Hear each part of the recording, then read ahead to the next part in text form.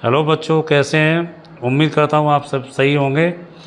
और आज पहले दिन एक डेमो क्लास के तौर पे छोटी सी क्लास हम बोर्ड पे नहीं पेपर पे समझेंगे। और उम्मीद करता हूँ कि बड़ी ही बेनिफिशियल एक क्लास होगी, बहुत ही लाभदायक क्लास होगी सारे बच्चों के लिए जो 6 से ऊपर की क्लास के हैं। तो आज हम जिस टॉपिक पे हम बात करेंगे उसका नाम है आर्टिकल। टॉपिक है आर्टिकल, जिसको हम हिंदी में अग्र शब्द के नाम से जानते हैं। और ये जो अग्र शब्द होते हैं, ये जो आर्टिकल होते हैं, मुख्य रूप से हमारे कितने होते हैं तो बताना चाहूँगा। आर्टिकल जो हमारे 3 होते हैं, आ, एन और द। आ, एन और द, ये 3 हमारे आर्टिकल होते हैं। और तीनों आर्टिकल का हमें प्रॉपर यूज़ आना चाहिए, हमें पता होना चाहिए कि इनका सही जो यूज़ है वो है क्या। तो आर्टिकल कितने होते हैं तो ये 3 होते हैं। अब इसकी बात आती है काइंड्स ऑफ आर्टिकल की। हम लोगों ने नाउन के काइंड्स पढ़े हैं और प्रोनाउन के पढ़े हैं, एडजेक्टिव के पढ़े हैं, वर्ब वगैरह के हमने सभी के काइंड्स पढ़े हैं। आर्टिकल के काइंड्स के बारे में बहुत से बच्चे नहीं जानते हैं। तो काइंड्स की जब बात आती है तो काइंड्स इसके 2 होते हैं, 2 काइंड्स होते हैं। पहला होता है इंडेफिनेट आर्टिकल और सेकंड होता है डेफिनेट आर्टिकल। ये 2 इसके काइंड्स होते हैं और 2 काइंड्स में इनको डिवाइड किया जाता है, डेफिनेट और इनडेफिनेट आर्टिकल में। इनडेफिनेट आर्टिकल में हमारे 2 आर्टिकल आते हैं, आ और एन। और इसके बाद जो हमारा तीसरा एक आर्टिकल बचा द, वो होता है हमारा डेफिनेट आर्टिकल। तो हमें सिर्फ ये याद रखना है कि इनडेफिनेट आर्टिकल के अंदर जो आते हैं वो हमारे आ और एन आता है, और डेफिनेट आर्टिकल जो होता है वो द होता है। और कुल जो आर्टिकल है वो 3 है। एक बार फिर से बताओ, 3 है, उनको 2 भागों में बांटा है, indefinite article and definite article. Indefinite में आ एन और डेफिनेट में होता है द। अब प्रॉब्लम ये आती है कि आ और एन, तो आ का जो प्रयोग होता है वो एक के लिए होता है, एन का जो प्रयोग होता है वो भी एक के लिए होता है। ठीक है, जैसे एक संतरा, एक आदमी,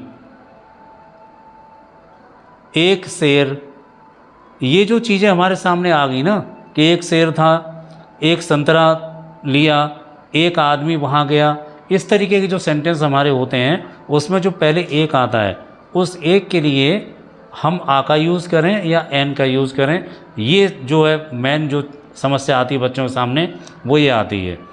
अभी हमें जो बताया गया, हमें वो ये बताया गया कि जो हमारी इंग्लिश अल्फ़ाबेट है, इंग्लिश अल्फ़ाबेट में हमारे कुल 26 लेटर्स होते हैं।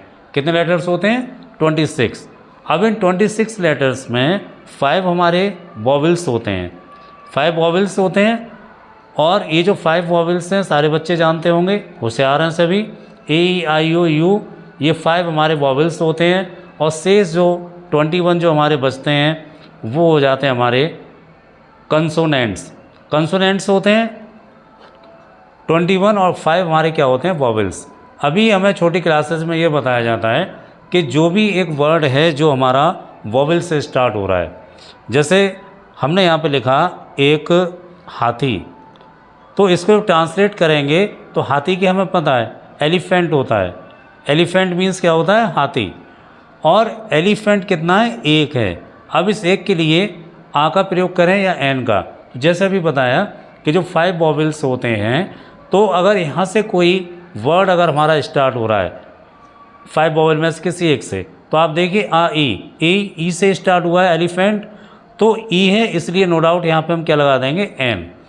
और अगर हमारा इस तरीके से इंक पॉट है, पहला लेटर हमारा क्या? आई आ गया, ठीक है, एक लिखा हुआ है, एक इंक पॉट क्या होता है? स्याही की दवा, तो यहाँ पे भी नो डाउट हम क्या लगा देंगे? एन का यूज़ कर देंगे। ऐसे ही लिखा हुआ है एक उल्लू, तो उल्लू हमें पता है आउल होता है, और इसके एक के लिए क्या लगा देंगे? एन। अभी हम क्यों कर रहे हैं इस तरीके से? अभी इसको ज़्यादा लंबा नहीं लेके चलेंगे, हल्के में समझाएंगे। और जब बोर्ड पे क्लास सही से कराऊंगा उस समय फिर से इनका रिवीजन कराऊंगा। ओ जो है हमारा, ये यहाँ पे देखिए वॉवेल है, और आई ये भी वॉवेल है, ई ये भी वॉवेल है। अगर हम यहाँ पे एक सेब लिखें तो सेब यानी कि एप्पल, तो इसका भी जो पहला लेटर है वो आ जाता है, जो कि हमारा वॉवेल है। तो एक के लिए किसका यूज़ करेंगे हम? एन का, नो डाउट। तो इस तरीके से हमें बताया गया है अभी कि हम इनका यूज़ कर लेते हैं।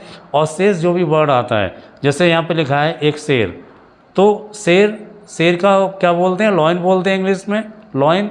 तो इसका जो पहला है एल मीन्स हमारे वॉवेल में नहीं है, तो यहाँ पे हम एक के लिए क्या लगाएंगे, आ का प्रयोग करेंगे। ठीक है। अब ऐसे ही हमारा संतरा की बात करें, यहाँ पे एक संतरा, तो संतरा को हम ऑरेंज बोलते हैं, ऑरेंज। तो ऑरेंज में जो पहला लेटर है हमारा क्या आ गया, ओ। तो एक के लिए हम किसका यूज़ करेंगे, एन का। एक आदमी, तो यहाँ पे जब एक आदमी आया है तो एक आदमी का मैन होता है, तो इसका जो पहला जो वर्ड है, जो पहला जो आया इस वर्ड का जो लेटर, तो पहला लेटर आया है एम। एम हमारा वॉवेलेबल कंसोनेंट है, तो यहाँ पे हम आ का प्रयोग करेंगे। ये चीज़ें हमें अभी बताई गई हैं, लेकिन इसके अलावा एक बहुत अच्छा एक नियम मैं आप बताऊंगा बच्चों को। उस नियम के आधार पर अगर आप चलते हैं तो आपको ये सब देखने की ज़रूरत नहीं पड़ेगी कि वॉवेल है या कंसोनेंट है, वॉवेल है, कंसोनेंट है, क्या है क्या नहीं है, कहाँ पे आ का यूज़ करें, कहाँ पे एन का यूज़ करें, ये सारी प्रॉब्लम्स आती हैं। तो वो चीज़ें मैं आपको सही तरीके से सारी चीज़ें समझा दूंगा, वो नियम आपको बता दूंगा कि लाइफ में कभी भी आ और एन के प्रयोग में आप लोगों को किसी प्रकार की कोई दिक्कत नहीं आएगी। बहुत ही इंपॉर्टेंट टॉपिक है ये आर्टिकल का, अक्सर ये आपका पीछा नहीं छोड़ेगा, चाहे वो आपका 12th हो, चाहे आप आगे ग्रेजुएशन करने के बाद चाहे आप टीचिंग लाइन में जाएँ, आपको यूपी टेट सी टेट करना होगा। और यूपी टेट सी टेट में जो इंग्लिश एक सब्जेक्ट के रूप में होता है, उसमें एक क्वेश्चन आर्टिकल से ज़रूर पूछता है। यूपी टेट में तो बचता ही नहीं है, सी टेट में भी कभी कभी पूछ लेता है। और इसके अलावा आप कोई कंपटीशन की तैयारी भी आगे जाके करते हो, उसमें भी आर्टिकल कहीं ना कहीं उसमें पूछता है, और एक क्वेश्चन यहाँ से लगभग बनता ही है, कभी मिस हो तो हो जाए, नहीं तो ये नहीं मिस होता है।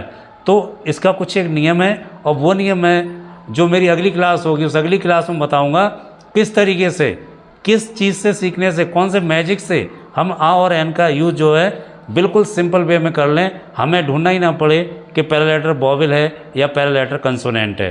तो इस तरीके से आसानी से हम सीख सकते हैं। तो बच्चों को मुझे उम्मीद है आज ये आर्टिकल का जो मैंने कितने होते हैं, काइंड्स होते हैं, कहाँ पे इसका यूज़ करते हैं, आ और एन के बारे में मैंने बताया, दा अभी नहीं बताया, अगली क्लास में बताऊँगा।